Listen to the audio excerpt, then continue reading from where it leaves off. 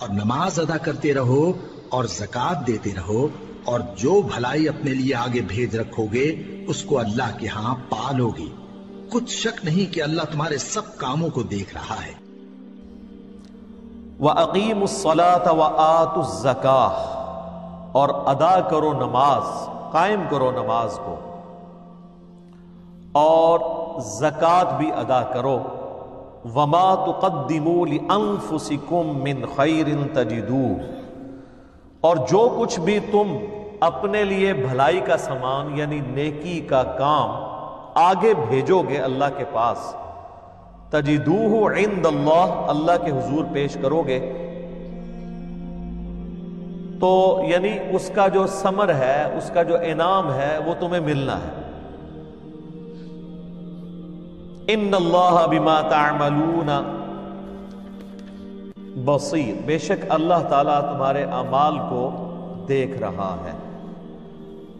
یہ ویسے تعویل خاص کے اعتبار سے تو جو یہودیوں کے ساتھ اللہ تعالیٰ کی گفتگو جاری ہے اسی میں یہ چیز آئی تھی۔ اس سے پہلے بھی یہ مضمون چل رہا تھا کہ یہ جو یہودی ہیں یہ مسلمانوں سے حسد کرتے ہیں بسبب اس کے کہ بنو اسرائیل کے اندر پیغمبر آخر الزمان صلی اللہ علیہ وآلہ وسلم کیوں نہیں مبعوث ہوئے،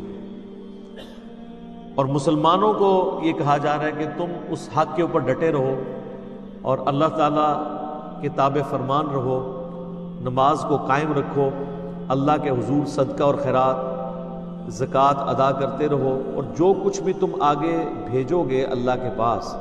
اس کا بہتر اجر تمہیں ملنے والا ہے۔ انسان جس مقصد کے لیے، جس کاز کے لیے مال خرچ کرتا ہے نا، اس کی قدر انسان کے اندر ہوتی ہے۔ اسی لیے آپ دیکھیں گے کہ قرآن حکیم میں سینکڑوں مقامات پر اللہ تعالیٰ نے نماز کے ساتھ اس کی راہ میں صدقہ اور خیرات کرنا، مال خرچ کرنے کو ذکر کیا ہے، کیونکہ مال خرچ ہوگا تو انسان کو پھر اس چیز کی قدر بھی ہوگی، اور انسان اپنا ایمان کنوکشن والا اسی صورت شو کر سکتا ہے اللہ تعالیٰ کو کہ بغیر دیکھے اپنے رب پہ ایسا کامل یقین ہے کہ اس کے لیے وہ خیرات کر رہا ہے، اس امید کے ساتھ کہ قیامت والے دن اس کو یہ مال اللہ تعالیٰ 700 گنا بلکہ اس سے بھی بڑھ کر لوٹائے گا۔